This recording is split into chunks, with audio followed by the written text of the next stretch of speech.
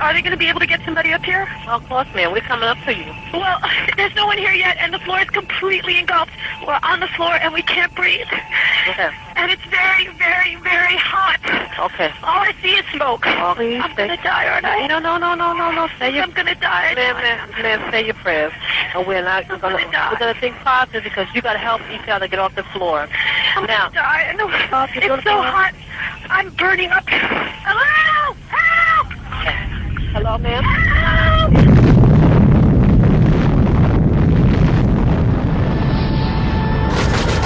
Osama bin Laden is the world's most wanted terrorist. Many to birthplace of bin Laden's terrorist organization, Al Qaeda, the most feared terrorist of our time. Those responsible. Wanted man in the world. The terrorist with surprising name. I want justice. And there's an old poster out west, as I recall, that said wanted, dead or alive. Si vous allez sur le site du FBI, vous y trouvez Ben Laden. Et si vous regardez la page sur Ben Laden, dans la liste des terroristes du FBI, vous voyez qu'il était inculpé pour les attaques de 1998, mais pas pour le 11 septembre. Des journalistes ont demandé au FBI pourquoi Ben Laden n'était pas relié au 11 septembre. Et ils ont répondu « parce que nous n'avons pas de preuves ».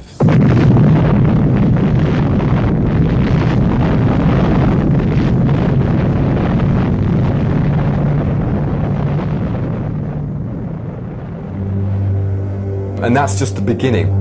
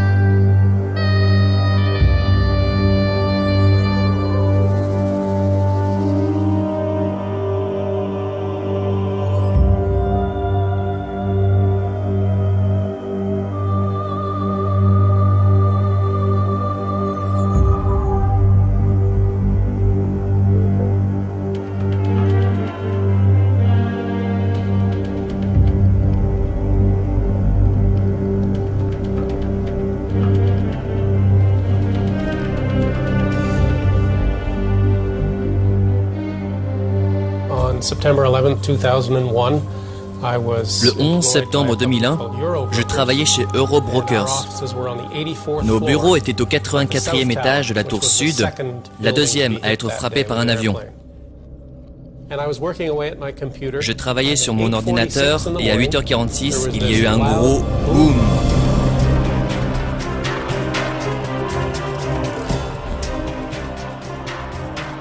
À 8h46 et 40 secondes, le vol 11 d'American Airlines frappe la tour nord du World Trade Center, créant des dégâts considérables entre les 93e et 99e étages.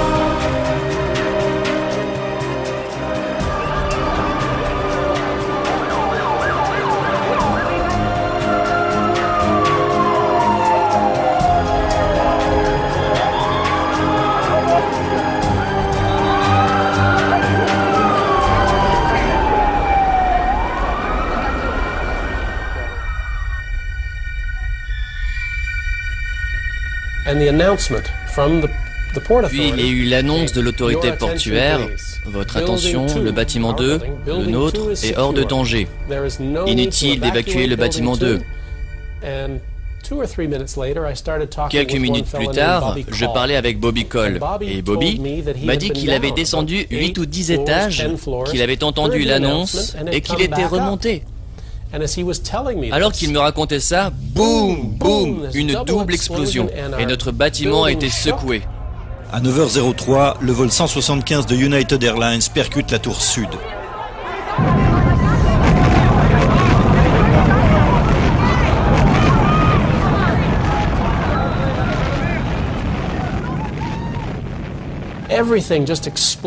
Tout a explosé autour de nous, qui étions au 84e étage.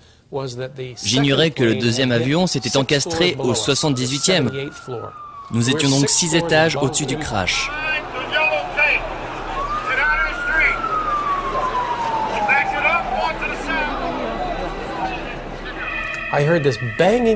J'ai entendu des coups dans le mur et un faible cri d'au secours qui émanait du 81e étage. Je l'ai attrapé et tiré vers moi. Après, il m'a appelé Superman.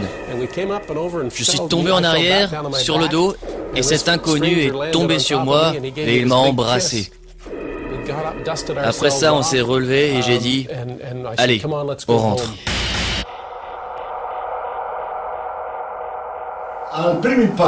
Au premier impact, les deux tours se balancent.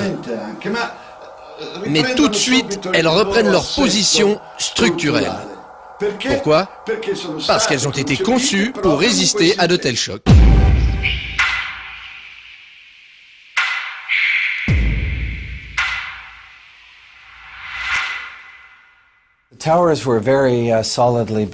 Les tours étaient solidement construites.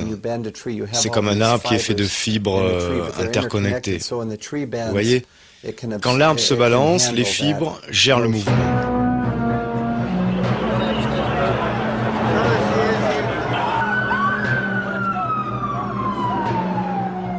Et pourtant, 56 minutes après l'impact du vol 175, la tour sud s'écroule soudain sur elle-même.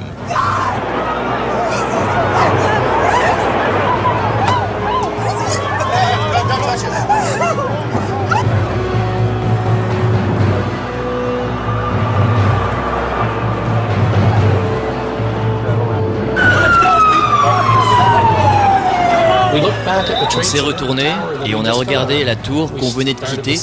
Boum, boum, boum, boum, boum. Et on l'a vu commencer à bouger. On était stupéfaits. En 8 ou 10 secondes, toute la tour est tombée tout droit, complètement pulvérisée.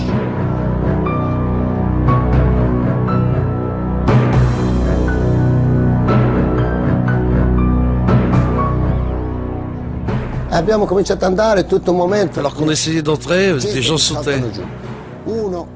L'un d'eux est tombé sur un pompier.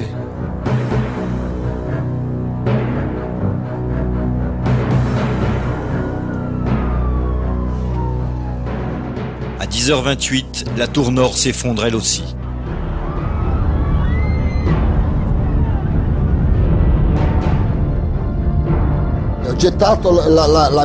J'ai jeté mon masque à oxygène pour être plus léger. J'ai commencé à courir car j'avais vu que la tour s'effondrait. Puis toute cette poussière m'a enveloppé.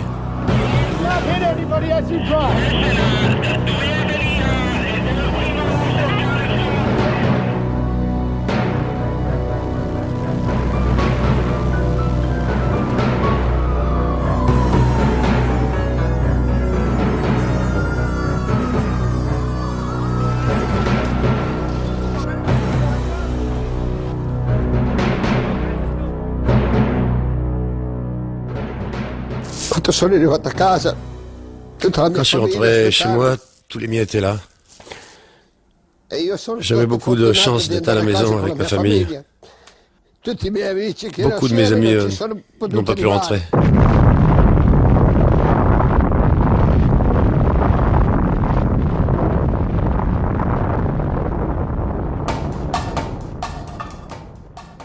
La version officielle de la chute des tours jumelles provient du NIST, l'Institut national des normes et de la technologie, qui entre 2002 et 2006 a étudié la destruction du World Trade Center, arrivant à la conclusion que l'effondrement a été causé par l'effet combiné de l'impact des avions et des incendies ainsi provoqués.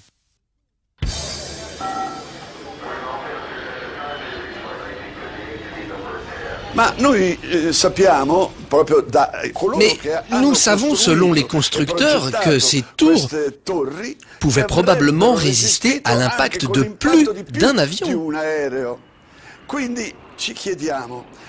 Alors, on se demande si ces constructeurs pensaient à des avions capables d'arriver jusqu'aux tours sans carburant. Ils pensaient peut-être que le vent les pousserait jusque-là.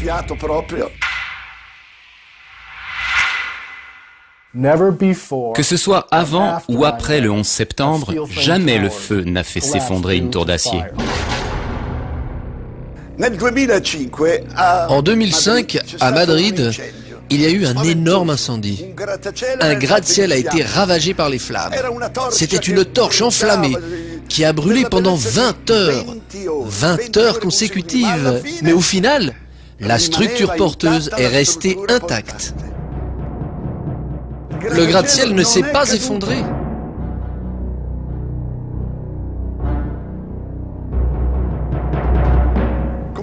Comme vous pouvez le voir, tout l'édifice est en flammes. Cette tour n'est pas encore terminée, elle est encore en construction. Et pourtant, elle reste debout. Une chose que vous devez noter, c'est la couleur blanche des flammes. Ça indique qu'il y a beaucoup d'oxygène qui brûle.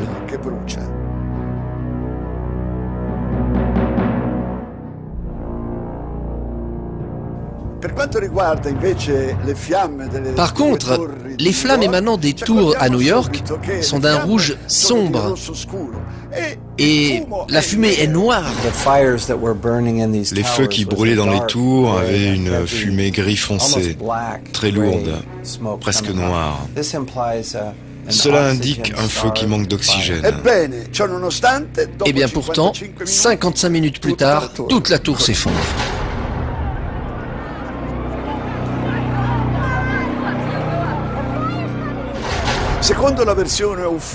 Selon la version officielle, à un moment donné, les poutres d'acier de la structure ont cédé.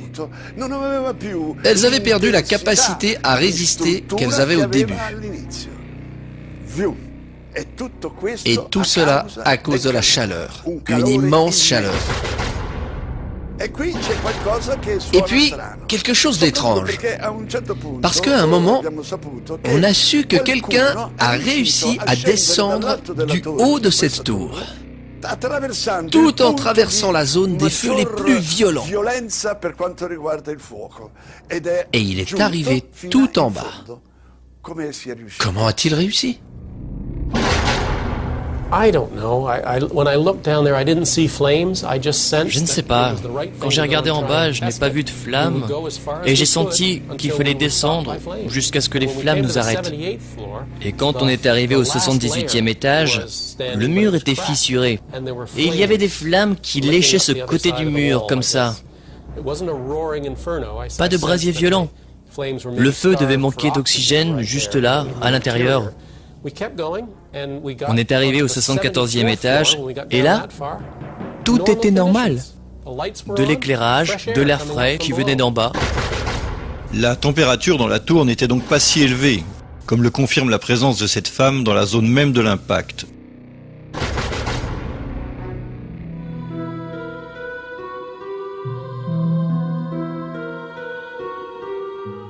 Pour vérifier l'effet dynamique de l'effondrement des tours et celui de la chaleur sur l'acier, l'Institut national des standards et de la technologie a commandé plusieurs tests dont certains ont été menés par la société Underwriter Labs.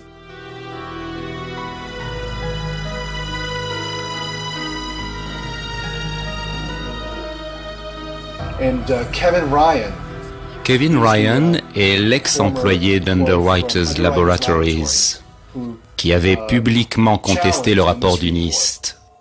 Une semaine plus tard, il a été licencié. Nous avons bien testé les planchers à l'aide de modèles en août 2004.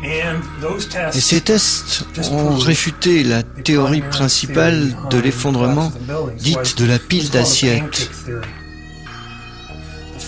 Les planchers devaient tomber les uns sur les autres, comme une pile d'assiettes, et les colonnes se désintégraient. Les modèles de plancher ne se sont pas effondrés durant le test, dans des fournaises et avec des températures bien plus élevées et des durées plus longues. Pas d'effondrement.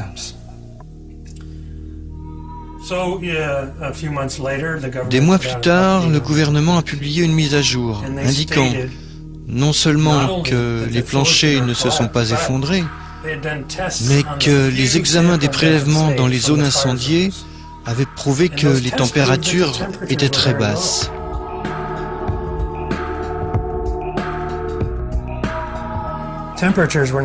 Les températures n'étaient même pas assez élevées pour ramollir l'acier. Et maintenant, il publie un résumé qui dit que ça s'est passé ainsi, que les planchers s'étaient effondrés, que l'acier s'était ramolli.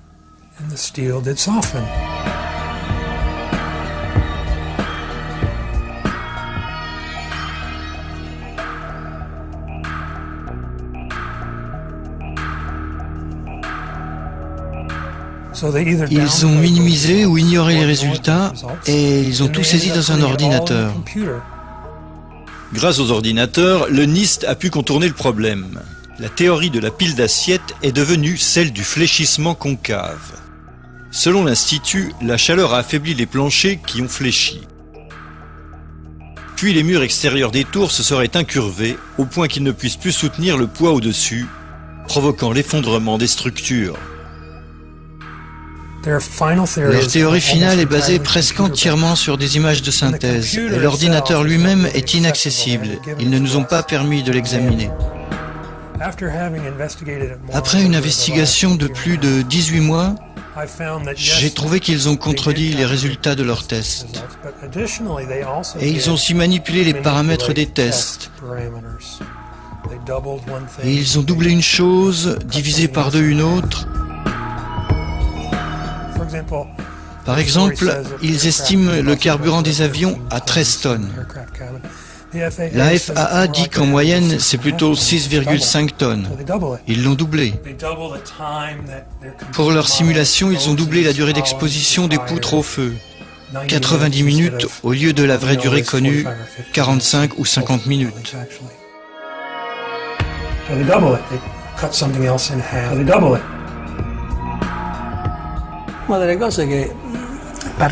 J'ai été particulièrement frappé par la vitesse incroyable à laquelle les tours se sont effondrées. Une vitesse qui n'avait rien de naturel. Si on laissait tomber un poids depuis 400 mètres de haut, la hauteur des tours, le temps pour arriver au sol, et on va même éliminer la résistance de l'air, qui évidemment ralentit la chute, eh bien, pour que ce poids arrive au sol, il lui faudrait environ 9 secondes. Ça a pris 8 ou 10 secondes pour toute la tour. Elle a chuté tout droit. Le point d'impact se situait grosso modo aux 2/3 de la tour. En supposant que la partie supérieure soit tombée car la structure a cédé, et que l'impact de celle-ci soit si énorme qu'il puisse endommager la structure restante, qui était encore intacte et capable de résister, ce qui veut dire qu'elle aurait ralenti la vitesse de la chute, il est évident que cette tour n'aurait pas dû s'effondrer si vite. Elle s'est effondrée comme s'il n'y avait rien en dessous. Or, il y avait cette structure massive qui aurait dû beaucoup la ralentir.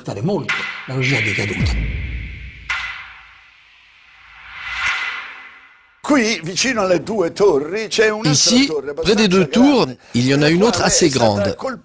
Celle-là a été touchée par des débris de la tour qui s'est effondrée. Ce building était une énorme tour de 47 étages et n'a jamais été frappée par un avion.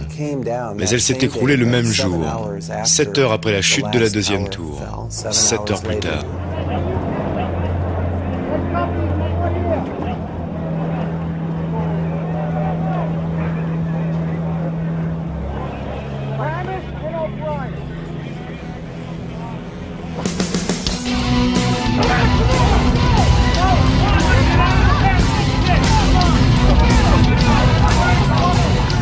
Nous avons calculé la vitesse de la chute, c'est quasiment la vitesse de la chute libre.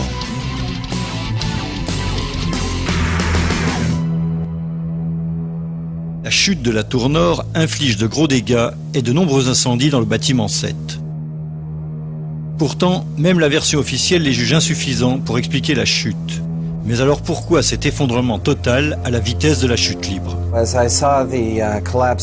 Quand j'ai vu la troisième tour s'effondrer, là j'ai réalisé qu'il fallait étudier ça. On ne pouvait pas l'ignorer. Mais ce n'est pas tout. Le bâtiment 7 et les tours jumelles ont en commun quelque chose de déconcertant. Quelque chose qui ne peut pas être le résultat d'un effondrement spontané.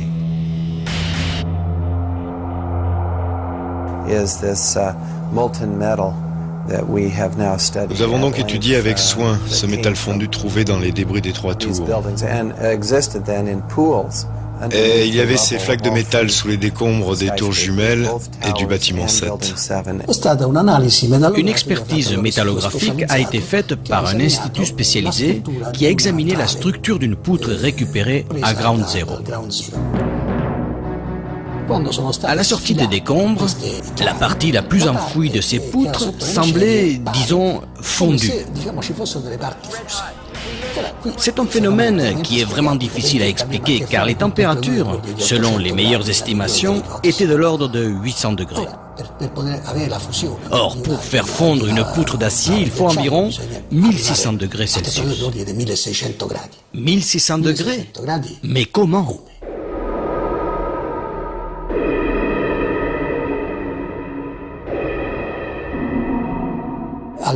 En examinant au niveau microscopique la structure matérielle de l'acier, on note la présence d'un élément qui, normalement, ne devrait pas s'y trouver. Et surtout, pas en si grande quantité. Il s'agit de soufre. Nous avons trouvé l'origine de la fonte de ce métal. Cela vient d'une substance appelée thermite, qui est composée de poudre d'aluminium, d'oxyde ferreux et de soufre. La température est tellement élevée que l'acier fond. Il fond parce que, en à peine quelques secondes, on atteint les 2000 degrés. Seule la thermite aurait pu faire fondre les poutres d'acier.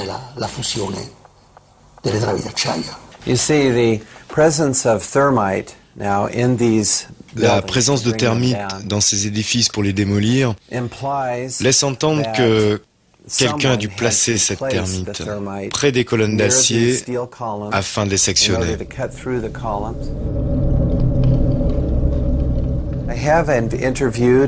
J'ai interrogé un expert en démolition qui m'a expliqué son travail. Ils placent les charges qui sont parfois radio-télécommandées pour déclencher les explosions. Il faut le faire de façon séquentielle pour faire tomber le bâtiment rapidement et verticalement. C'est ça, une démolition contrôlée.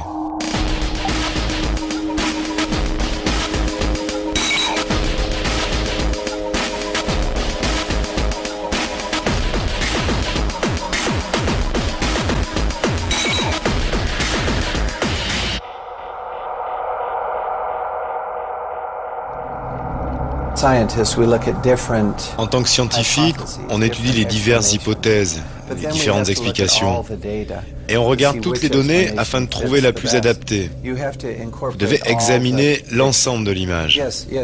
Oui, vous pouvez isoler un fait comme l'expulsion de matière et dire « Oh, c'était peut-être l'air sous pression qui a soufflé la vitre ». Mais ça n'explique pas le métal fondu, le soufre, les flaques sous les débris.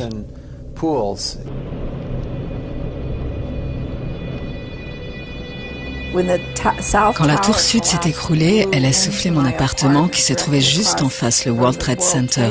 J'ai conservé la poussière qui était rentrée et je l'ai donnée à Stephen Jones. La poussière fournie par Madame McKinley est comme une photo instantanée des restes produits par les tours lors de l'écroulement. Parfait. En l'examinant, on y découvre des gouttelettes de métal. Et quand j'ai vu ça... Wow, attends. Ça, c'est le produit de la thermite. J'ai mené de nombreuses expériences avec de la thermite. Et on a toujours des projections de métal liquéfié dans tous les sens. C'est ce qu'on voit dans la poussière. Les gouttelettes de métal, on voit aussi du barium. C'est très intéressant parce que le nitrate de barium et le soufre entrent dans la composition d'une substance militaire brevetée, le thermate. C'est de la thermite additionnée de soufre et de nitrate de barium pour qu'il coupe encore plus vite l'acier.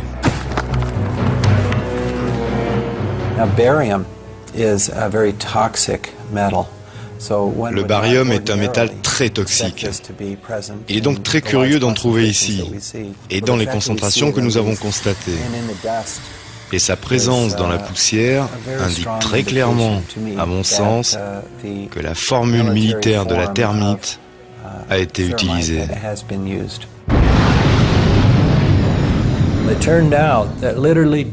Il s'avère que des douzaines de pompiers et de secouristes avaient témoigné avoir entendu 1, 2, 3, 7, 8, voire 10 explosions se déclencher dans le bâtiment. Certains ont dit avoir été fortement secoués et projetés dans les escaliers par les explosions. D'autres témoins ont dit avoir vu des flashs. Et beaucoup ont dit, c'était comme à la télé quand ils détruisent les bâtiments avec des explosifs.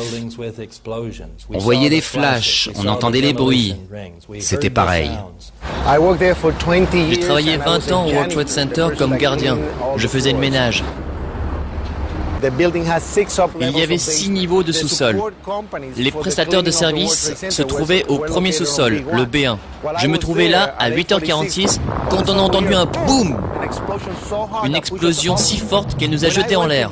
Au moment où j'allais parler, 6 secondes après, encore un boum. L'impact tout en haut de la tour. Donc 2 événements différents. À ce moment-là, j'ai dit « Oh mon Dieu !» Et un homme est arrivé en courant. Et ce gars, les mains tendues, les 2 bras comme ça, sa peau pendait, complètement arrachée des 2 bras. Et ça pendait jusqu'au bout des doigts, comme des vêtements. Et j'ai cru que c'était des vêtements. Et quand j'ai voulu lui parler, j'ai réalisé qu'il lui manquait des morceaux du visage. Il avait en ce jour particulier le seul passe-partout. Il est parti avec le passe, ouvrir les portes pour que les pompiers puissent entrer.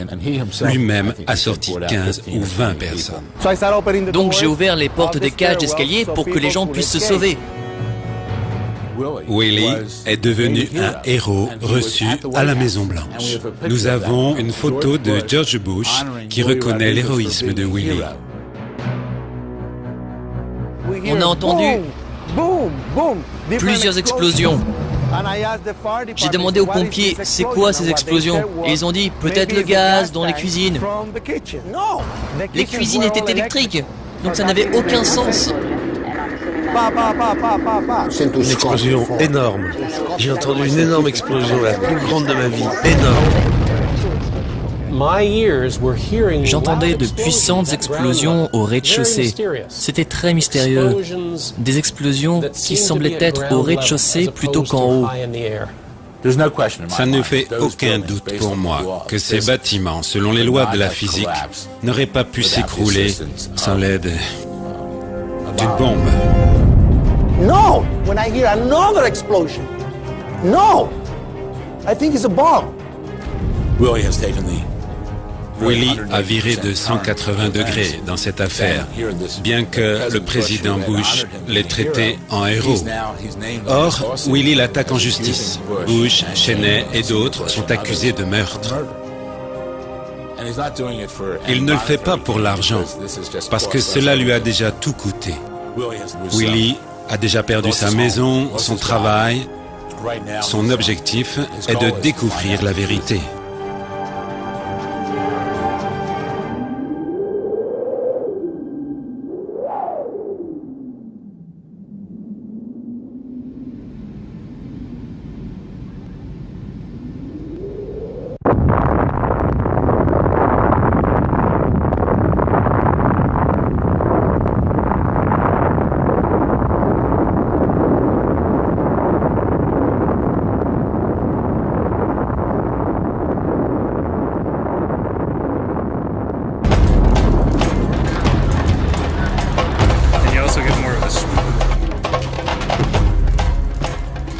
Selon la version officielle, à 9h37, le vol 77 d'American Airlines s'est écrasé sur le Pentagone.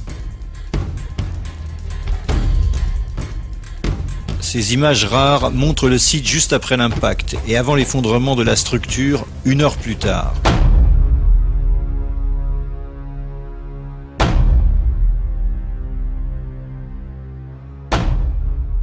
Comme on le voit, c'est assez insolite. On s'attendrait à voir quelque chose de ce genre. On verrait des morceaux d'avion, des valises, des débris partout, comme dans d'autres désastres aériens. Ici, rien.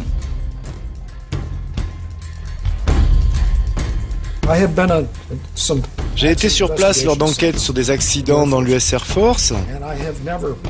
Et je n'ai jamais vu un site d'accident sans élément apparent de l'avion qui s'est écrasé. Ici, on a un site de crash d'avion avec zéro preuve. Où est donc passé l'avion? Désintégré en heurtant la façade? Si cela était, le site du désastre serait couvert de milliers de morceaux. Bon, les réacteurs, les trains d'atterrissage, les freins, les pneus, c'est très difficile de les détruire, car ils sont faits d'acier trempé. Et je ne crois pas que l'avion puisse atteindre une vitesse suffisante pour les pulvériser. Ça, je ne l'ai encore jamais vu. You look around, there's a 16-foot hole for an airplane that's 100 and some feet wide.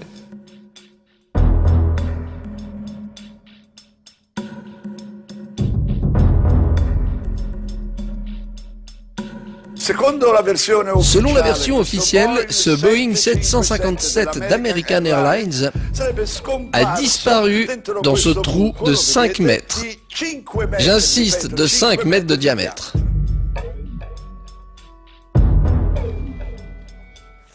Faisons quelques calculs.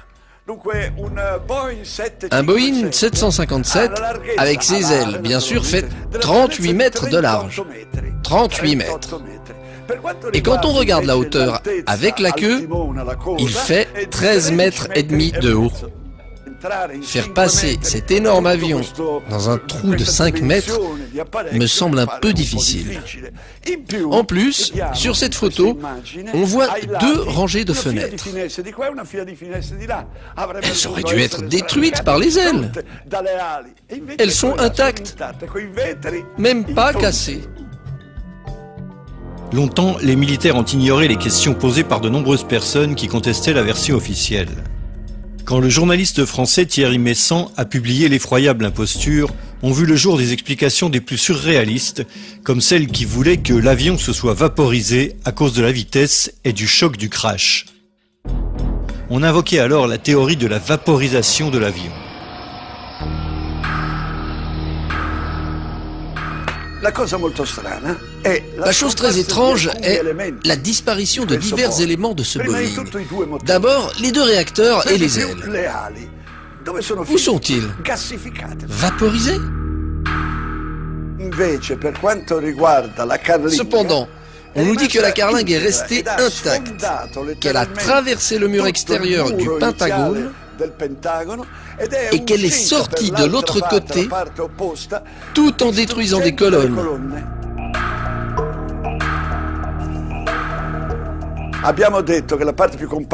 Les réacteurs sont la partie la plus résistante de l'avion car ils sont faits d'un alliage de titane et d'acier qui est très résistant.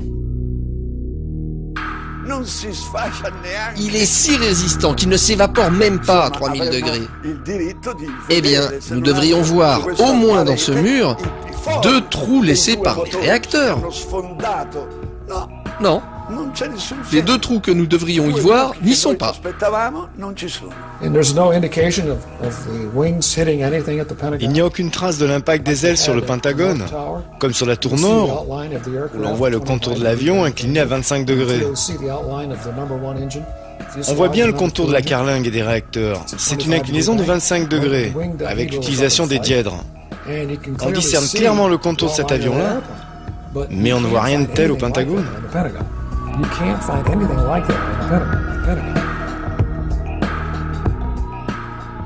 Comme ces incohérences posaient des problèmes à la version officielle, et alors que l'armée gardait le silence, des photos des débris censés avoir été trouvés sur la pelouse et à l'intérieur du Pentagone sont apparues dans les journaux et sur Internet.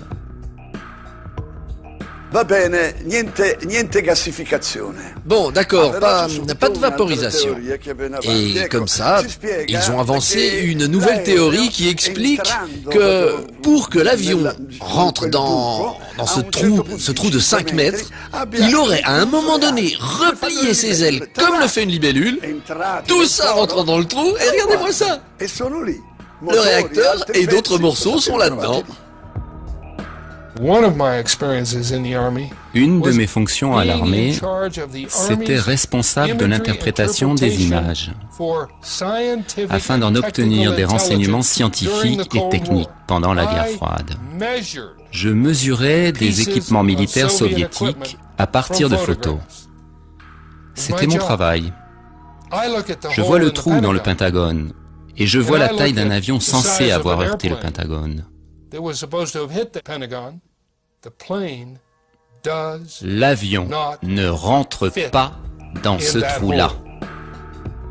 Alors, qu'est-ce qui a bien pu heurter le Pentagone? Qu'est-ce que c'était? Où est-il?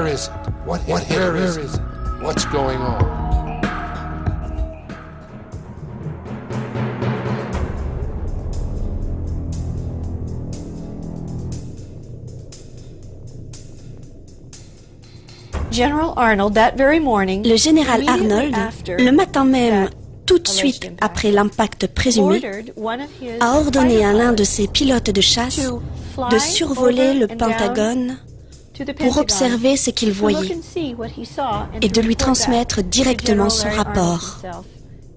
À cette époque, le général Arnold était commandant de l'aviation au NORAD, le commandement de la défense aérienne nord-américaine qui protège les USA et le Canada. Le pilote, dans son rapport, lui a dit qu'il n'y avait pas de preuve, zéro preuve, de l'impact d'un avion contre le Pentagone.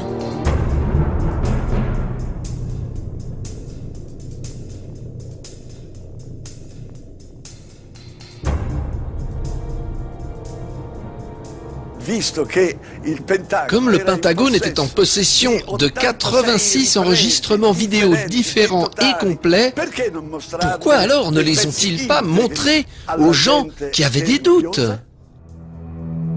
Le FBI, immédiatement sur place, a pris les bandes des caméras de surveillance. Et ils ont confisqué 86 vidéos, notamment du Pentagone, du parking, de la station-service en face, de l'hôtel à proximité et des immeubles voisins dont les caméras visaient le site.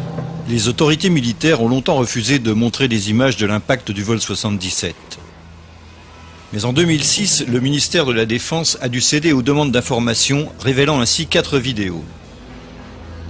Les images de la station et de l'hôtel Sheraton ne servent à rien. Elles ne cadrent pas la scène ou en sont trop éloignées. Mais les 2 vidéos du parking ont été proposées au monde comme la preuve irréfutable de l'impact du vol 77 contre le Pentagone. Elles sont quasiment identiques. Les réacteurs de ces avions n'émettent pas de fumée blanche, comme on en voit à l'arrière de l'engin sur les images. Franchement, sur ces images, on ne peut pas voir ce que c'était, mais on peut dire ce que ce n'était pas. Car la taille ne correspond pas, si on la comparait à celle d'un 757-200, ce serait beaucoup plus grand que ce qu'on voit sur les photos.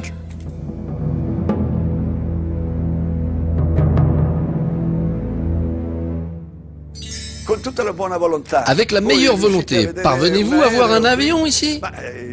Le Pentagone a dit que l'avion n'est pas visible, car malheureusement, il est passé entre une image et une autre, une image passée. Mais cet avion, où a-t-il terminé?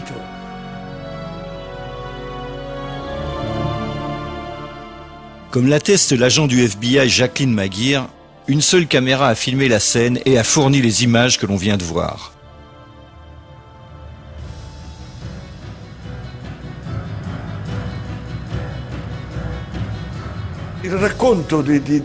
L'histoire de la trajectoire de l'avion est très paradoxale. On n'arrive pas à comprendre comment, pour descendre jusqu'au niveau du mur du Pentagone, Il a pu virer de 270 degrés alors que sa vitesse était de l'ordre de 800 km/h.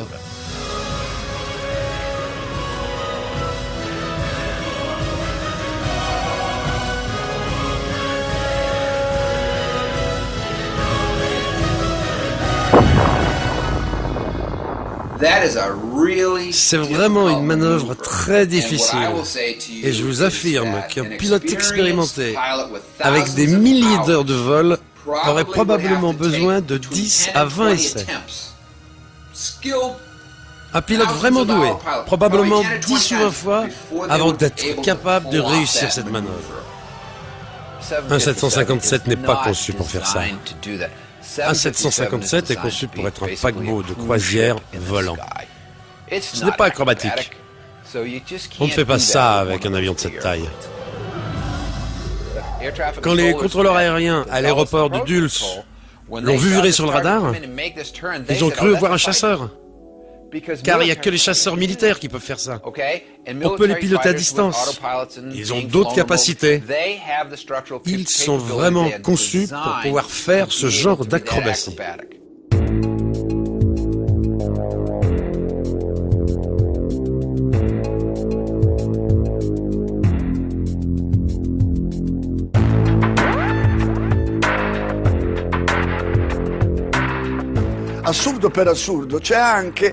Parmi les absurdités les plus absurdes, il y a aussi l'altitude de l'avion lors de son arrivée. Il aurait suivi les variations du terrain à 6 mètres du sol, pendant 1 kilomètre, tout en sautant une colline. Puis, il a traversé une route, arrivant finalement face au bâtiment sans faire d'autres virages, car il n'y avait plus d'espace.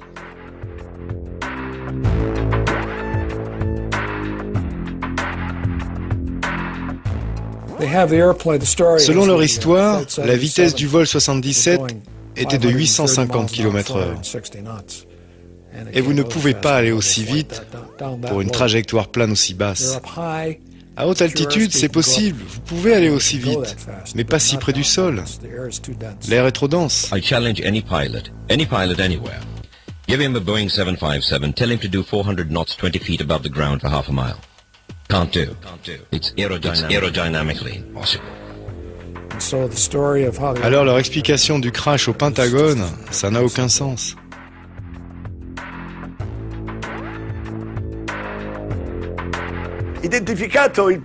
Une fois identifié, le pilote Annie Anjour et même son instructeur de vol, cet instructeur a déclaré que son élève n'était même pas capable de piloter un avion monomoteur.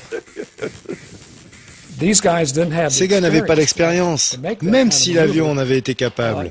L'homme ne savait pas du tout piloter. Il est impossible de passer d'un Cessna 172 à un avion de ligne qu'on n'a jamais piloté avant. J'apprends à découper la dinde à Noël et le lendemain je fais une grève du cœur. Mais admettons que ce pilote incompétent ait déjà eu la possibilité de piloter un Boeing 757.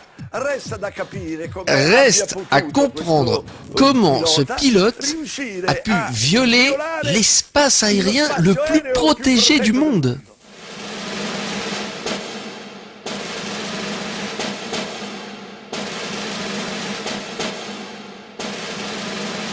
Aucun avion inconnu ne s'approche du Pentagone ou de la Maison Blanche. Ça n'arrive jamais. À Washington, nous avons une des zones aériennes les plus restreintes du monde, la zone P-56. Elle a ses propres systèmes de radar et de réponse militaire. P-56 est l'espace aérien restreint autour du Pentagone et de la Maison Blanche. C'est une zone très sensible qu'aucun avion inconnu n'est supposé traverser. Une zone d'identification pour la défense aérienne s'étend dans un rayon de 80 km autour de Washington. Ensuite, une zone protégée de 27 km de rayon entoure le Washington Monument. Et une zone intérieure protégée de 5 km de rayon entoure le Capitole. En gros, cet espace est inviolable. C'est obligé à cause de l'importance des bâtiments. C'est comme un no man's land aérien, car personne n'y entre. Personne. Ils ont des F-16 et F-18 à la base d'Andrews, à 15 km de Washington. Ils ont aussi la branche aérienne de la garde nationale, basée sur la côte, qui peut aussi envoyer des chasseurs très rapidement. Toutes les deux sont opérationnelles. Aucune ne répond avant que le Pentagone soit frappé. En plus, le Pentagone possède son propre système de défense. Si un avion, quel qu'il soit, s'approchait du Pentagone, alors pourquoi les batteries anti-aériennes n'ont pas tiré pour protéger le bâtiment? Après tout, c'est le bâtiment le plus protégé au monde.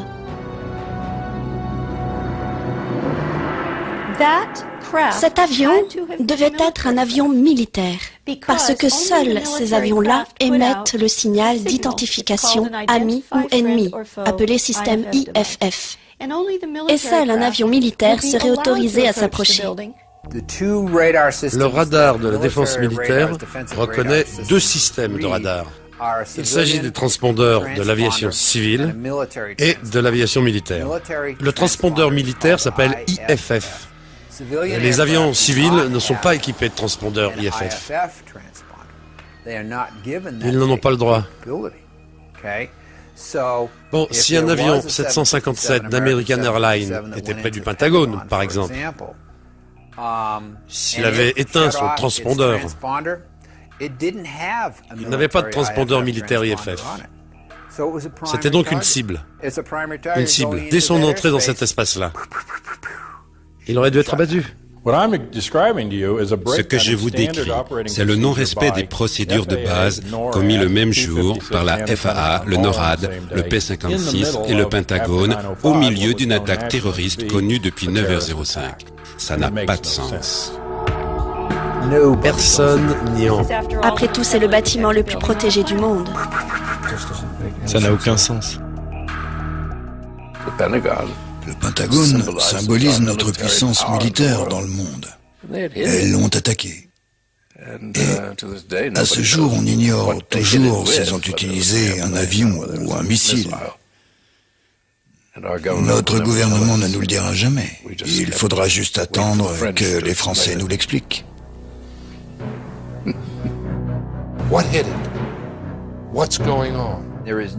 Personne, à aucun moment dans cette enquête, n'a pu dire avec certitude que c'était le vol 77 d'American Airlines. Ils supposent, ils présument, ils disent « voilà ce que l'on croit que c'est ». La contrôleuse, Danielle O'Brien, qui a vu sur son écran le bip inconnu, arrivant de l'ouest à grande vitesse, ne pouvait pas l'identifier. Elle n'avait que les données primaires, car le radar secondaire, le transpondeur, était coupé. Pour pouvoir identifier une cible primaire sur le radar, le contrôleur et le pilote doivent pouvoir communiquer entre eux. Le pilote doit communiquer sa position géographique spécifique, ou bien il faut lui demander d'exécuter une série de manœuvres, et là, le contrôleur verra les cibles primaires à l'écran et pourra dire « Voici un avion, une cible qui a suivi mes instructions. Je peux identifier l'avion. » Ça n'a pas eu lieu. C'est énorme. Si le vol 77 était effectivement sorti du radar pendant 36 minutes, comme indiqué dans son témoignage, alors l'avion ne volait plus. Ou bien il était trop bas pour être repéré par le radar. C'est l'un ou l'autre. Alors l'avion s'était-il posé quelque part ?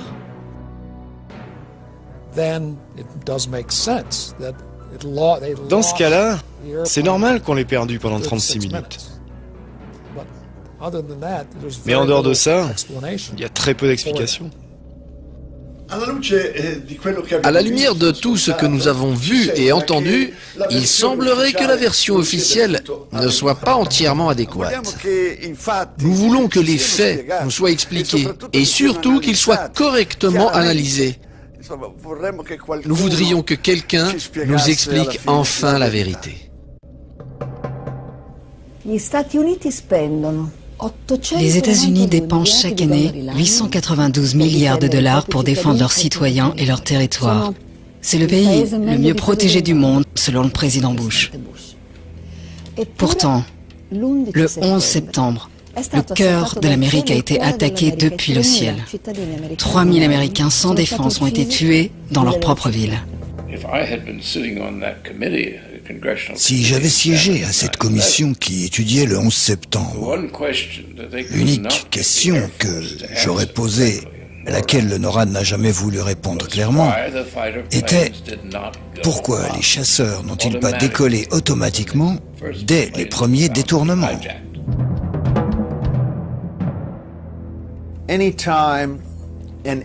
Chaque fois qu'un avion de ligne dévie de sa trajectoire, ou perd la communication radio, ou perd le signal transpondeur, chaque fois qu'une de ces trois choses arrive, l'avion est censé être intercepté.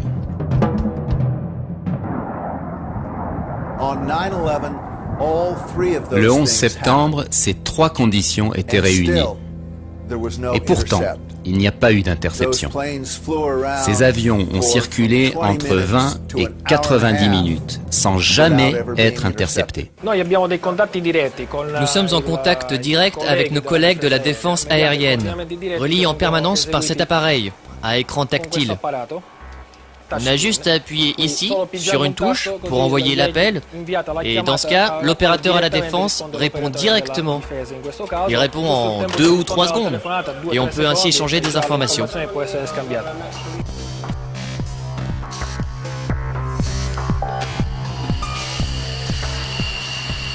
Alors pourquoi n'a-t-on pas intercepté et abattu les 4 avions détournés? Les avions militaires volent beaucoup plus vite que les avions de ligne. Cela aurait été facile de les attraper avant les impacts. Cet avion atteint une vitesse maximale de Mach 2,05. Ça veut dire qu'il vole 2 fois plus vite que la vitesse du son. Il vole donc à environ 2400 km/h.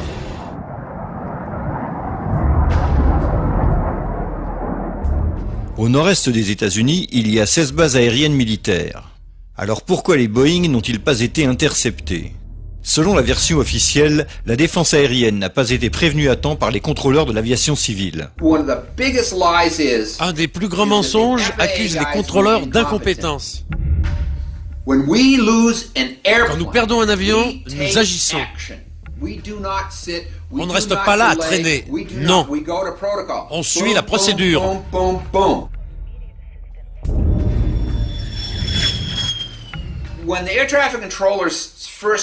Quand les contrôleurs ont vu le vol 11 dévier de sa route, perdre son transpondeur et tout le reste, ils n'ont pas tous foncé à la machine à café. En 2001 jusqu'en septembre, il y a eu 67 cas d'urgence aérienne. Pour envoyer un chasseur, il faut entre 6 et 10 minutes. Ils l'ont fait 67 fois cette année-là, lors des alertes. Mais on n'a eu aucun cas où l'on a ignoré une urgence aussi longtemps que le 11 septembre. Plus tard, beaucoup de gens disaient que le président devait donner son autorisation pour abattre un avion. Ce n'est pas vrai. Un pilote de chasse en a la responsabilité et l'autorité. Il est habilité à prendre la décision d'abattre un avion s'il juge que la situation le nécessite. Ce serait le cas ici. Vous n'avez pas besoin d'attendre un ordre militaire. Vous n'avez en aucun cas besoin d'attendre un ordre. Ce n'est pas une option, c'est la loi. Ça fait partie du travail d'un pilote de chasse. C'est ce que vous avez à faire, à moins que l'on vous ordonne de rester au sol. Avant 1970, il y avait une seule façon d'envoyer les avions de chasse, et c'était immédiatement. Ensuite, dans les années 70, on a eu des détournements d'avions dans notre espace aérien, et là, la réponse n'était pas très rapide. On ne voulait pas que les pirates de l'air sachent qu'on était là derrière eux. Donc on y allait plutôt lentement, de façon furtive. On a donc instauré un deuxième protocole. Le protocole détournement était lent parce qu'il fallait l'accord du Pentagone avant de faire décoller les chasseurs. Ces deux protocoles étaient en vigueur jusqu'au 1er juin 2001, 3 mois avant le 11 septembre. En juin 2001, Rumsfeld, le Pentagone et l'armée ont changé les procédures. Au lieu d'avoir deux protocoles, rapide et lent, ils sont passés à un seul, lent. Si on avait réagi immédiatement face à ces cas d'urgence aérienne, les chasseurs auraient été en route et ces avions-là n'auraient jamais atteint leur cible. Mais quand les contrôleurs ont essayé d'alerter l'armée, car il n'y avait qu'un protocole à suivre, demandez au Pentagone. Et devinez qui n'a pas répondu au téléphone? Le Pentagone. On peut faire une analogie pour qu'on comprenne bien ce qu'a fait Rumsfeld. À la caserne, les pompiers reçoivent un appel. Mais avant de pouvoir partir avec leur camion, il faut appeler le maire de la ville pour qu'il autorise la sortie du camion. Et que se passe-t-il s'il fait la grasse matinée et ne répond pas au téléphone? Regardons bien ces images, filmées juste après l'attaque du Pentagone. L'un des hommes qui aide à l'évacuation d'un blessé est le ministre de la Défense, Donald Rumsfeld. Mais n'est-il pas en charge de la défense des États-Unis? Alors que le pays est attaqué, pourquoi n'est-il pas à son poste de commandement?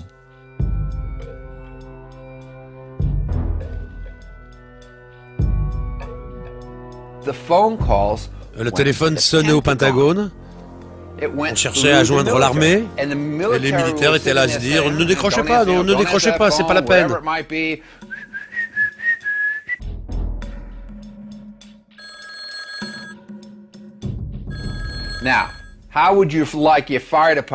Vous le prendriez comment si les pompiers vous disaient « Désolé, on ne peut pas venir vous sauver la vie ». Le maire a dit non. Et le 12 septembre, ils ont encore changé les protocoles. Retour au premier, le rapide, qui est en vigueur actuellement. Voici comment le Pentagone de Rumsfeld a géré cette affaire. Ils sont passés d'un protocole à l'autre. Au lieu d'avoir un rapide et un lent, ils ont pris lent. Et le 12 septembre, oh ça marche mal, reprenons le rapide. Lorsque les États-Unis ont subi l'attaque surprise à Pearl Harbor, 8 enquêtes ont abouti à inculper et à limoger pour négligence le général Walter Short, commandant de la défense à Hawaï, et l'amiral Ashburn Kimmel, commandant en chef de la flotte du Pacifique. Par contre, après la catastrophe du 11 septembre, personne, ni Rumsfeld, ni les chefs de l'aviation civile et de la défense aérienne, personne n'a été puni ou limogé. Général de brigade Montag Winfield. Il a demandé le 10 septembre au capitaine Charles Leidig de le remplacer provisoirement à son poste de directeur des opérations du centre de contrôle du Pentagone à partir de 8h30 le matin suivant. Leidig venait juste de recevoir l'habilitation pour diriger ce centre. Le 11 septembre, Winfield a repris son poste après le crash du vol 93.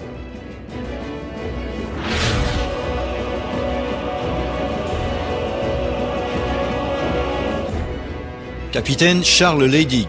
Il a pris le poste de Winfield comme directeur des opérations du LMCC au Pentagone le matin du 11 septembre.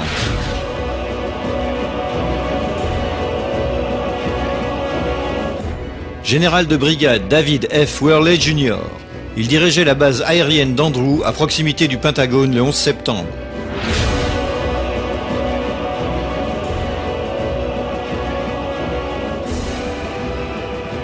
Richard B. Myers, vice-président de l'état-major des armées. En l'absence du président de l'état-major Hugo Shelton, il était ce jour-là le chef de toutes les forces armées.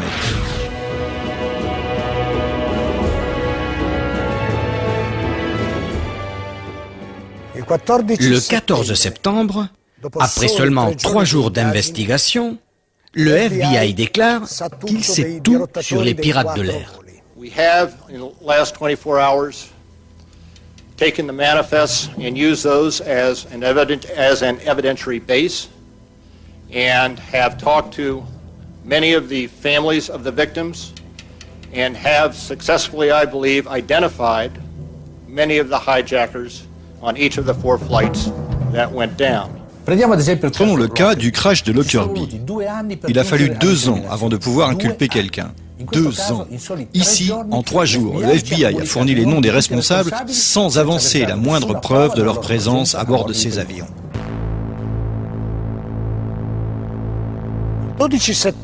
Le 12 septembre, le ministre de la Justice américain, John Ashcroft, déclare au monde entier que le passeport de l'un des pirates a été retrouvé près des débris de Ground Zero. Ils nous disent que tout ce qui se trouvait à l'intérieur des tours a brûlé, ou bien a été pulvérisé. L'acier a été liquéfié, mais le papier a survécu.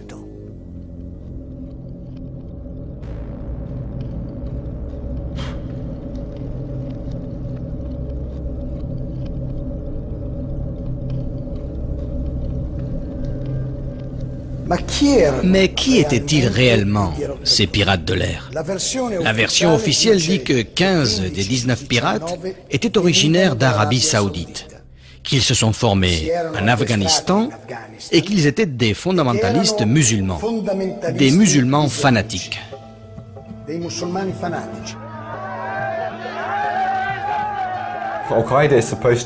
Al-Qaïda est censé être un réseau salafiste.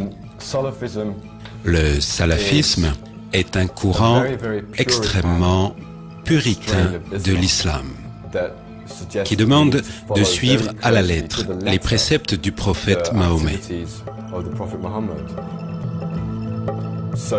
Ces gens étaient-ils des fondamentalistes islamiques?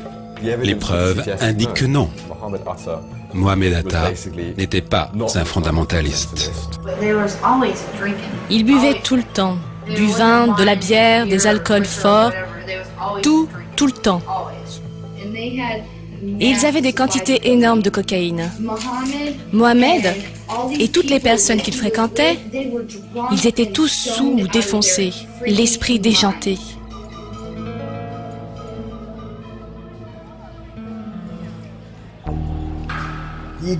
Les dossiers d'identité fournis par le FBI sont vraiment très étranges. Chaque dossier correspond à plusieurs personnes différentes, avec des attitudes différentes, des biographies différentes. Ils sont dans des lieux différents, parfois simultanément. Quand on parle de Mohamed Atta, de quel Mohamed Atta? Est-ce celui qui, à Hambourg, travaille avec les renseignements allemands, ce Mohamed Atta-là?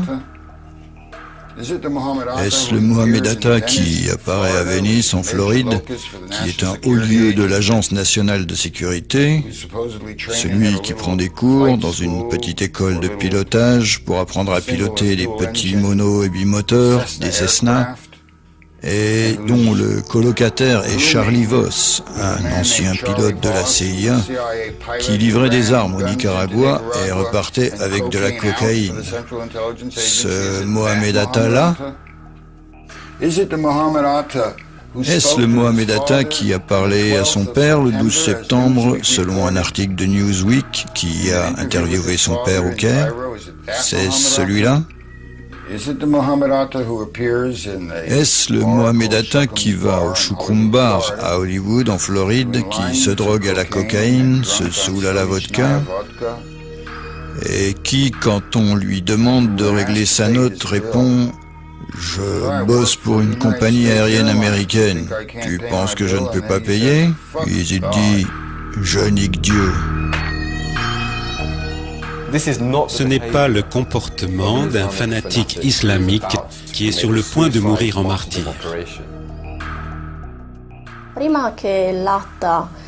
Selon la version officielle, alors que Atta vivait encore à Hambourg en Allemagne, avant de déménager aux États-Unis, en fait, son homonyme américain rend visite à un département du ministère de l'Agriculture et demande à une fonctionnaire un prêt de 650 000 $ pour affréter un petit avion et l'équiper d'une grande citerne remplie de produits chimiques.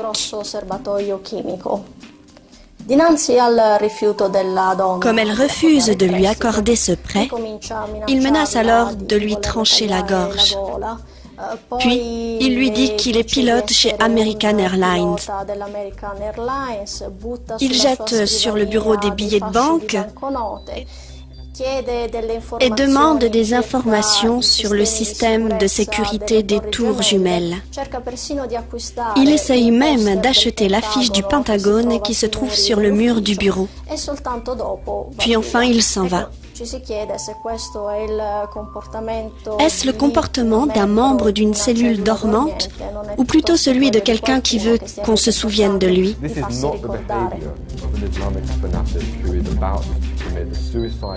Selon la version officielle, Al-Omari et Atta quittent la Floride et se dirigent vers Boston. Boston parce que c'est de là que les deux avions détournés partiront. Mais arrivée à Boston, la voiture ne s'arrête pas. Elle continue jusqu'au Maine, 300 km plus au nord. C'est l'après-midi du 10 septembre. Le lendemain, ces deux-là vivront le jour le plus important de leur vie. Une journée qui n'admettra pas d'erreur. Et que font-ils? Un tour à Portland. Ils y passent la nuit et se font remarquer en faisant la fête. Ils paient avec des cartes bancaires à leur nom. Ils font tout pour laisser des traces de leur passage. Le lendemain matin, ils quittent le Maine et ils prennent l'avion pour Boston à 6 heures du matin. L'avion à détourner décolle seulement 30 minutes après leur atterrissage. Une durée ridicule qui risque de mettre en péril toute l'opération. L'instant de ce départ de Portland pour Boston est très important, à la fois pour l'enquête et pour l'opinion publique. C'est là qu'une caméra de l'aéroport enregistre une vidéo qui va nous montrer les visages de Atta et de Al-Omari. Cette vidéo a été diffusée des centaines de fois à la télé. Cette célèbre vidéo est censée prouver que les deux terroristes sont montés à bord de l'avion qu'ils allaient détourner. Faux. Cette vidéo montre les deux hommes lors de leur embarquement à Portland. Rien n'atteste la présence de ces pirates. Le FBI le dit tout simplement sans preuve. Il est impossible de prouver que tous ces boucs émissaires étaient à bord des avions. Il n'y a aucune preuve. Le 16 septembre, le pirate du vol 11, Abdelaziz Al-Omari, se présente au consulat américain à Jeddah pour protester. Al-Omari, pilote chez Saudi Airlines, reçoit des excuses officielles de la part des autorités américaines à Riyad.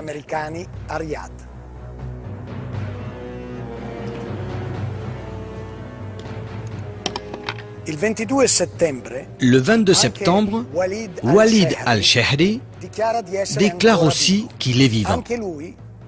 Lui aussi est censé avoir été à bord du vol 11. Chez lui, à Casablanca, au Maroc, l'impertinent al-Shehri clame son innocence. Le lendemain, le 23 septembre, le Daily Telegraph publie les protestations de Saïd al-Hamdi et Ahmed al-Nami, tous deux bien portants et pilotes de ligne en Arabie Saoudite.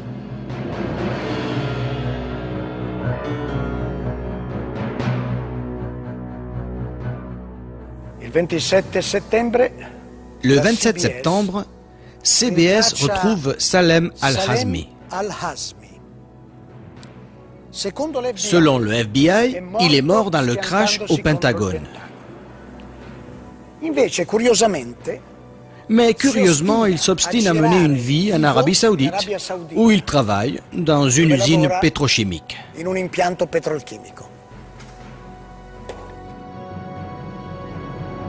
Peut-être pensez-vous que les noms de Al-Omari, Al-Shehri, Al-Hamdi, Al-Nami et Al-Hazmi ont été effacés de la liste des pirates avec 1000 excuses. Eh bien non. 6 ans après, Ces 19 personnes restent les seuls coupables des attentats.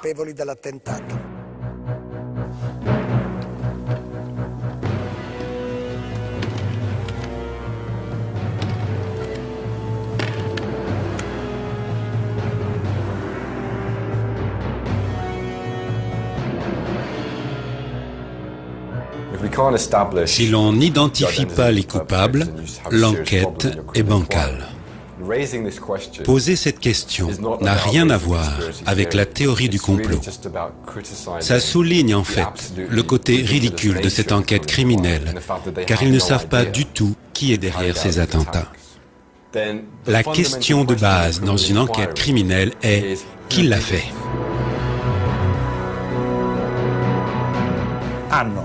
Ils ont cette organisation du mal, et le chef de cette organisation, Ben Laden.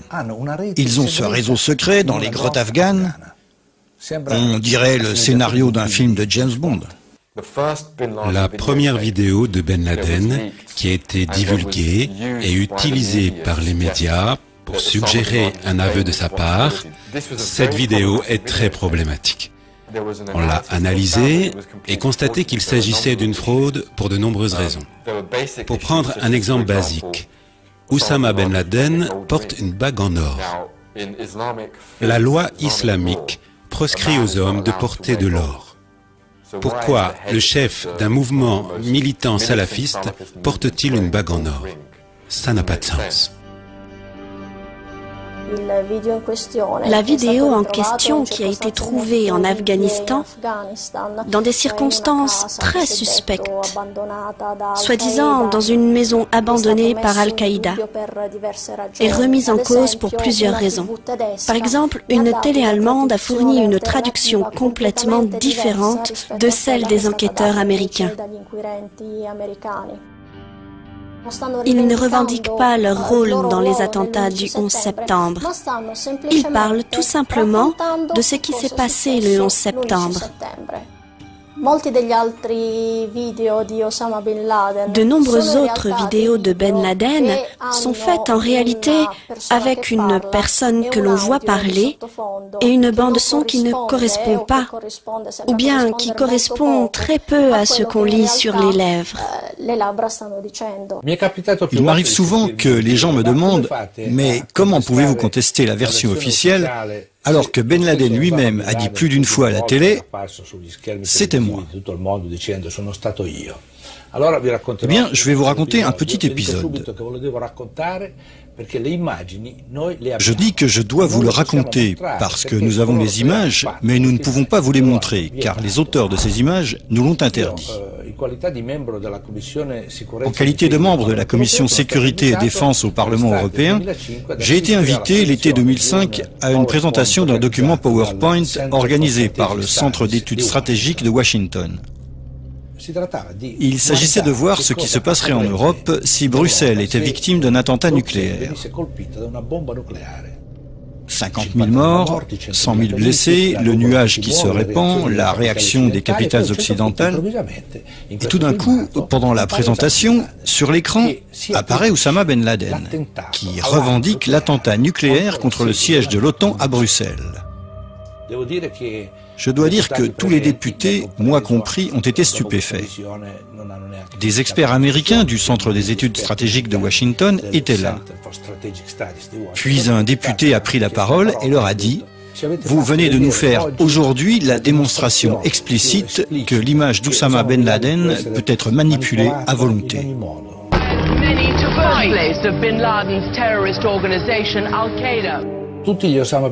Il se peut que tous les Oussama Ben Laden vus pendant ces années n'aient jamais existé, tout comme il n'y a jamais eu d'attaque nucléaire contre le siège de l'OTAN à Bruxelles. Du reste, on n'a pas besoin de ces images censurées, on peut s'en passer. Mais regardez bien celle-ci. Voici Ben Laden le 7 septembre 2007. Comparez-le avec ceux qu'on a vus par le passé. Croyez-vous qu'il rajeunisse avec le temps? Est-ce normal que sa barbe soit plus noire maintenant? Est-ce possible que son nez se rallonge? Même un enfant sait que ce sont deux hommes différents. Mais on nous dit toujours que c'est la même personne. Et cette histoire dure depuis plus de 6 ans. Ben Laden a-t-il orchestré les attentats du 11 septembre? Et si c'est lui, il l'a fait seul ou avec quelqu'un d'autre? Maintenant, il faut qu'on parle d'Al-Qaïda. Al-Qaïda a été créé par Ben Laden en 1989, à la fin de la guerre entre l'Union soviétique et les guerriers islamiques en Afghanistan. Après la guerre, et non pour la guerre. Mais alors, contre qui devaient servir tous ces volontaires islamiques?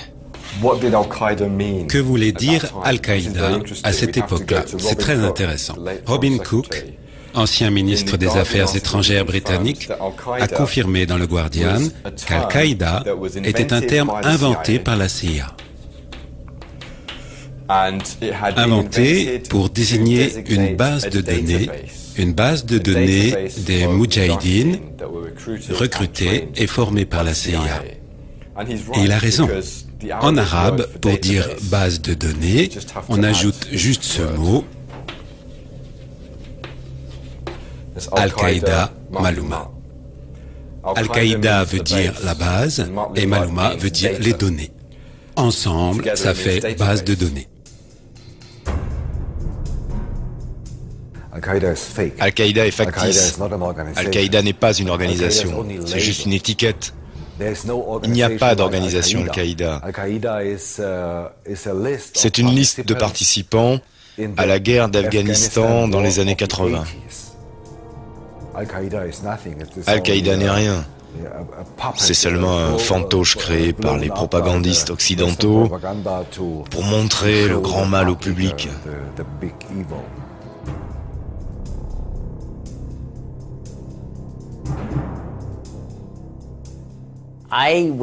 J'étais chef de la section visa au consulat américain à Jeddah de septembre 87 à mars 89.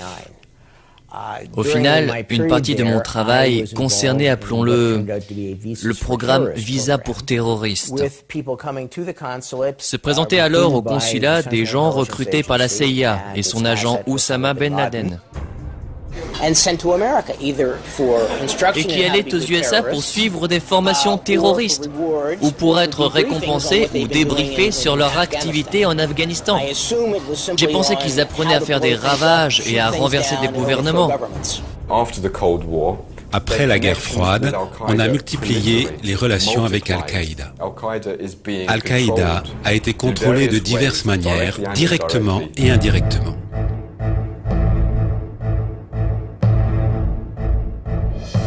Al-Qaïda a été utilisé systématiquement dans de nombreux conflits.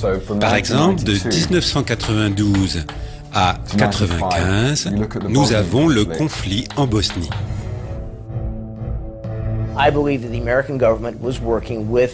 Je pense que le gouvernement US travaillait avec des organisations musulmanes arabes, que ce soit Al-Qaïda ou des gens qui sont devenus Al-Qaïda, dans le but de les former, les armer et de les envoyer dans les Balkans pour sortir Milosevic et ses alliés. Cette politique est restée en place dans les Balkans jusqu'en 2001 et au-delà.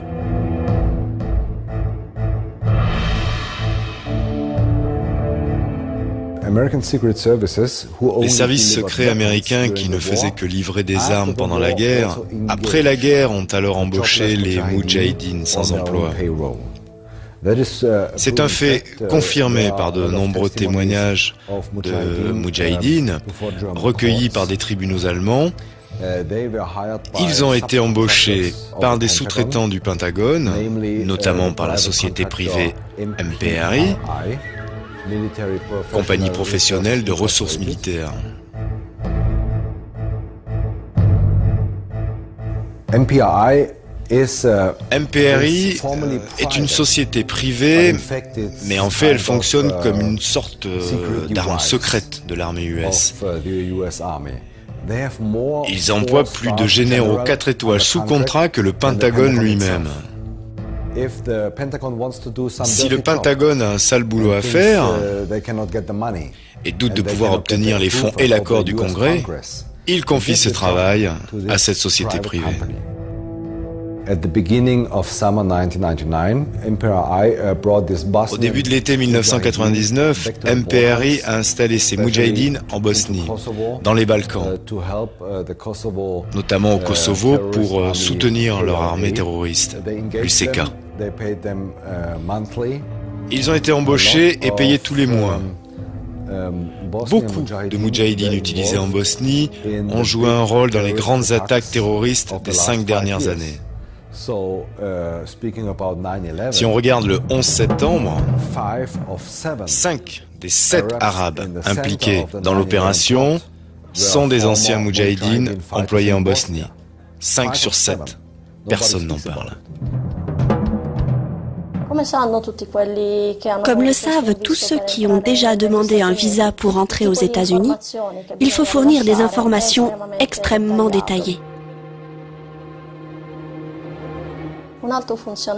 Un haut fonctionnaire du consulat américain à Jeddah, Michael Springman, a démissionné, dénonçant le fait que beaucoup d'agents secrets de la CIA travaillaient dans son service et délivraient trop facilement un grand nombre de visas à des gens très suspects. Un de mes bons contacts, extérieur au consulat, un homme d'affaires, m'a dit que si je disais un mot aux inspecteurs du département d'État qui enquêtaient sur ce qui se passait au consulat, je serai licencié sur le champ. Eh bien, ce bureau de Jeddah a délivré la plupart des 15 visas utilisés par les pirates pour entrer aux États-Unis. Aucun de ces 15 formulaires n'était conforme. Dans Destination, on trouve Hôtel, New York ou Californie, ou bien tout simplement non. C'était donc une pratique courante pour faire entrer les terroristes d'Al-Qaïda aux États-Unis. Ils les faisaient entrer pour les former, et c'était comme ça des années durant. Et c'est ce qui s'est passé aussi avec les terroristes du 11 septembre. 6 des terroristes, dont Mohamed Atta, ont été formés sur des bases américaines. Atta a été formé à l'académie pour officiers de la base de Maxwell. La base aérienne de Maxwell, en Alabama. La base aérienne de Brooks, au Texas. Leur adresse de contact, la base navale de Pensacola, en Floride. L'Institut linguistique du service de renseignement de la défense à Monterey, en Californie. Partout, ces gens sont encadrés par des services secrets. Alors les principaux pirates se sont formés et ont combattu dans l'ex-Yougoslavie en tant que salariés à la solde d'une société de mercenaires utilisée par le Pentagone. La CIA, autre complice, leur a fourni des visas pour entrer aux États-Unis. Une fois sur le sol américain, ils ont tout fait pour se faire remarquer, en profitant de leur impunité. Ils ont eu des formations sur des bases militaires américaines et ils ont suivi des cours de pilotage sans pour autant apprendre à voler.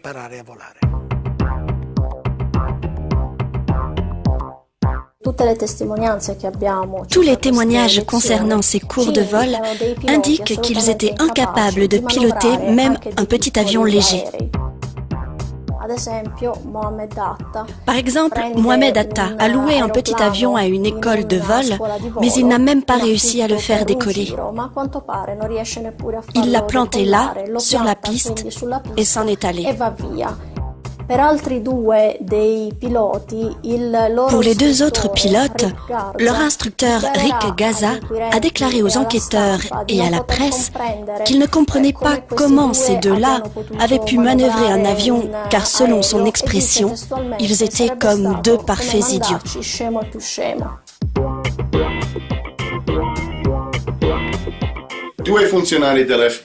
Deux agents du FBI, Colin Rowley à Minneapolis dans le Minnesota et un autre à Phoenix dans l'Arizona, ont envoyé des messages au quartier général du FBI pour leur dire, grosso modo,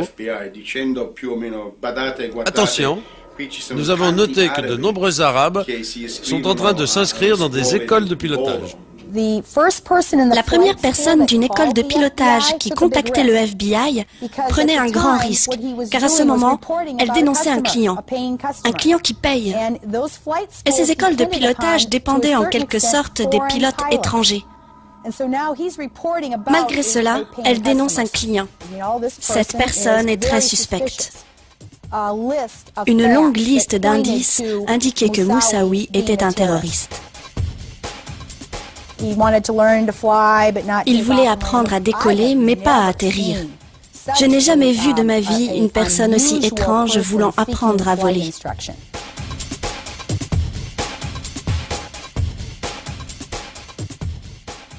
Colin Rowley a de suite prévenu ses chefs à Washington. Mais il ne s'est rien passé. Les enquêtes ont été bloquées. No warning signs that I'm aware of that would indicate this type of operation in the country. En mai 2002, j'ai rédigé un document de 12 ou 13 pages, un rapport destiné à la commission d'enquête du Congrès et du Sénat. Et en fait, j'ai démontré qu'il était faux de prétendre que c'était impossible d'empêcher les attaques du 11 septembre.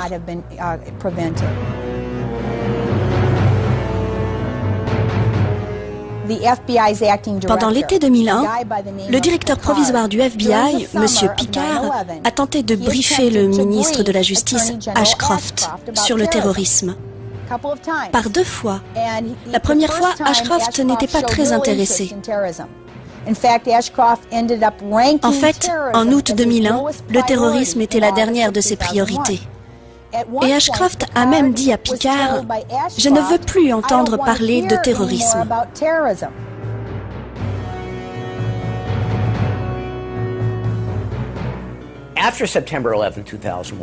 Après le 11 septembre, quand j'ai appris que des avions avaient heurté les tours jumelles et le Pentagone, j'ai dit « Mon Dieu !» Eh bien, selon le Los Angeles Times, ce sont ces mêmes personnes qui avaient obtenu leur visa au consulat américain à Jeddah.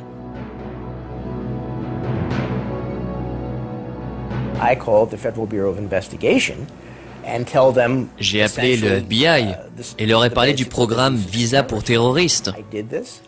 J'ai téléphoné, encore et encore. J'ai été baladé d'un service du FBI à l'autre. J'ai enfin eu quelqu'un à Washington qui m'a dit « On vous rappellera ». 6 ans plus tard, j'attends toujours.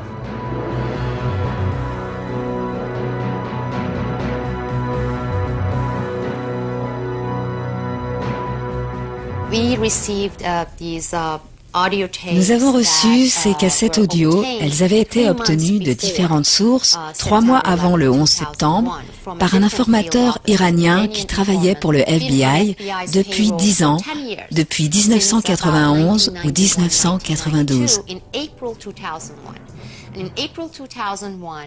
Donc, en avril 2001, cet informateur a dit au FBI qu'il avait appris en secret qu'Al-Qaïda et Ben Laden préparaient une attaque aux États-Unis qui ciblerait 5 grandes villes, utiliserait des avions et que cette attaque aurait lieu dans les mois à venir.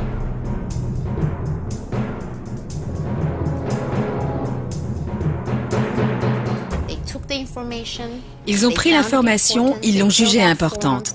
Ils ont rempli des formulaires et ils ont tout transmis à leurs supérieurs. Mais il ne s'est rien passé.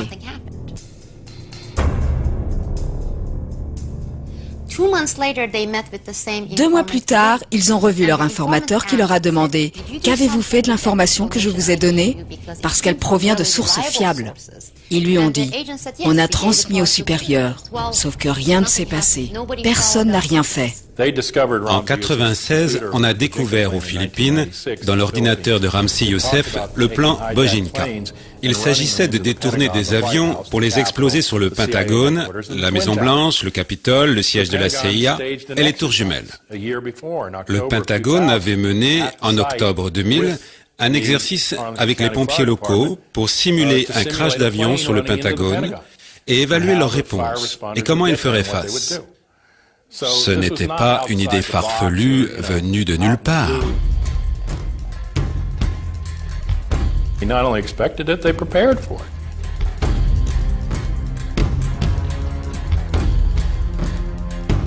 Une des déclarations les plus fréquentes de l'administration Bush était « Ces attentats étaient une attaque surprise ». I don't think anybody could have predicted that they would try to use an airplane as a missile, a hijacked airplane as a missile. And I don't think the prior government that could envision flying airplanes into buildings on such a massive scale.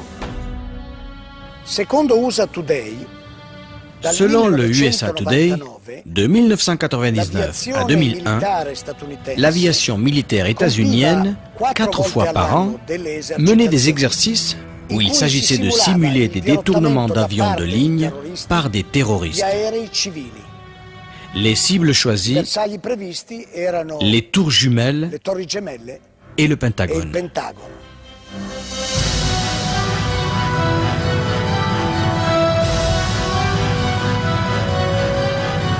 I don't think anybody I don't think the prior government that could envision flying airplanes into buildings. Could have predicted. I don't think the prior government that could envision flying airplanes into buildings.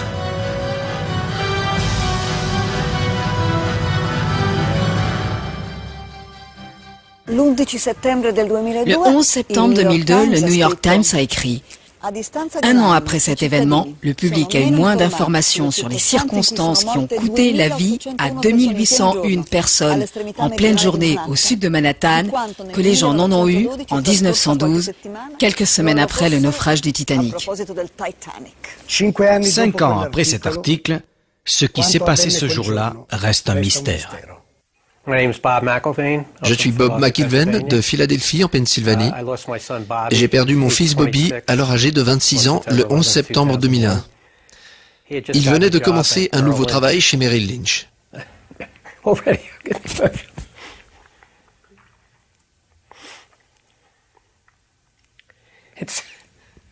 Ça me surprend à chaque fois. Ça me passera, mais la seule mention de ce jour-là, et toute la douleur remonte en flèche. À force d'en parler, tu penses que ça deviendra plus facile, mais non. Les résultats de la commission d'enquête du 11 septembre sont extrêmement décevants. Beaucoup de preuves ont été ignorées.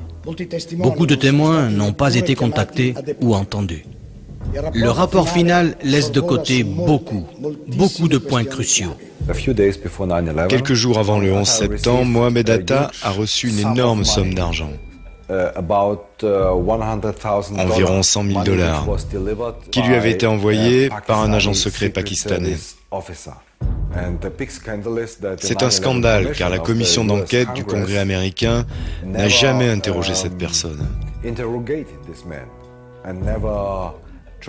Et ils n'ont jamais cherché à faire la lumière sur cette transaction de 100 000 $.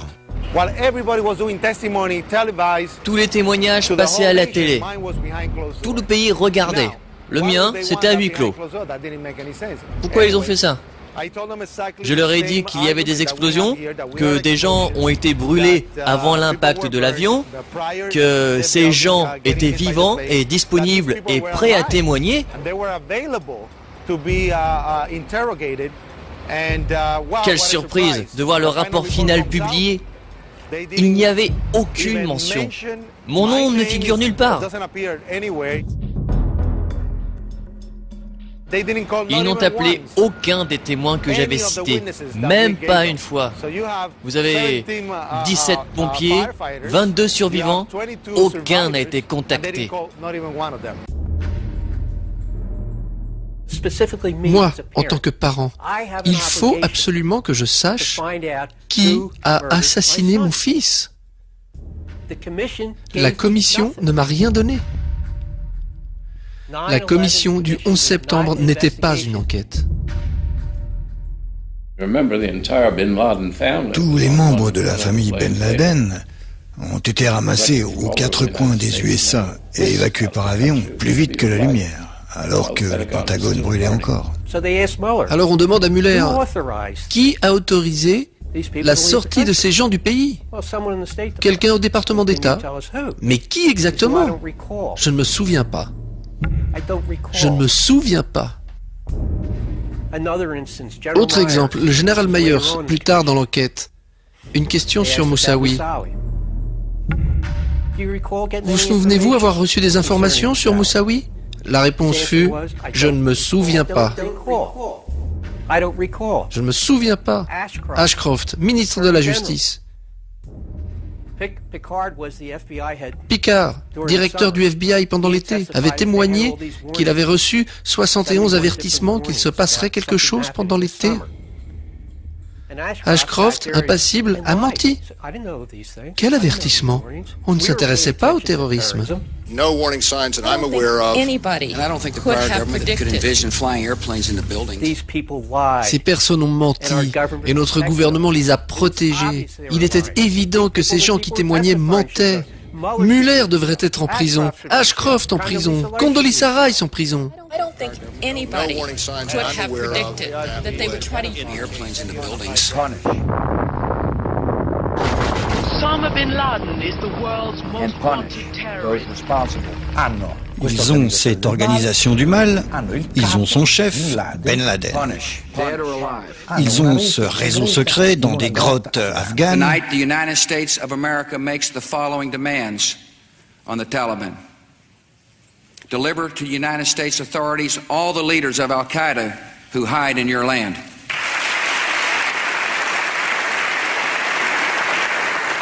Give the United States full access to terrorist training camps so we can make sure they are no longer operating. These demands are not open to negotiation or discussion.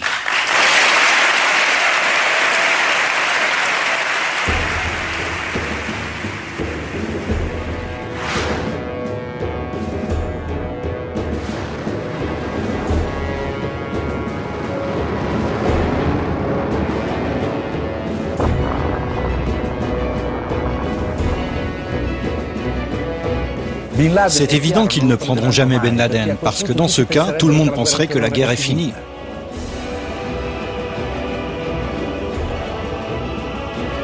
It's hard for Americans to imagine how evil the people are who are doing this.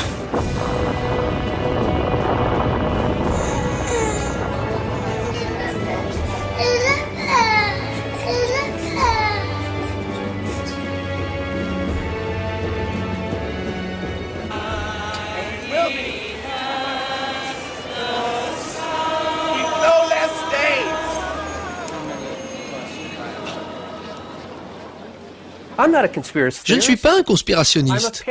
Je suis un père qui cherche l'assassin de son fils. Seul un imbécile croit que 19 Arabes ont fait cela. Même mes chiens ne sont pas dupes. C'est très important. Mettez-vous à ma place et pensez à votre enfant assassiné. Il n'y a jamais eu d'enquête. Que ressentiriez-vous s'il refusait d'enquêter sur le meurtre de votre enfant?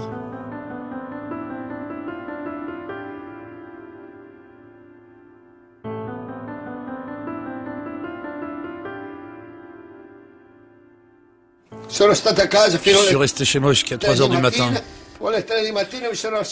J'arrivais pas à dormir. Je suis reparti là-bas, chercher un pompier, un policier, quelqu'un, même si... Je voulais trouver quelqu'un qui travaille là,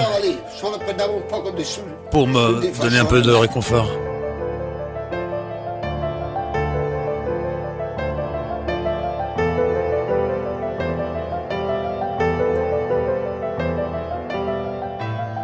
J'ai cherché 9 jours d'affilée, à chercher sans trouver de survivants.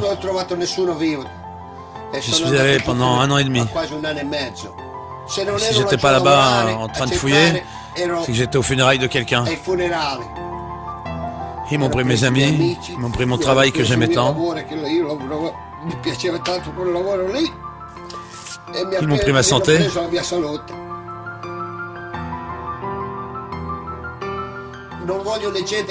Je ne veux pas que les gens oublient ce jour-là.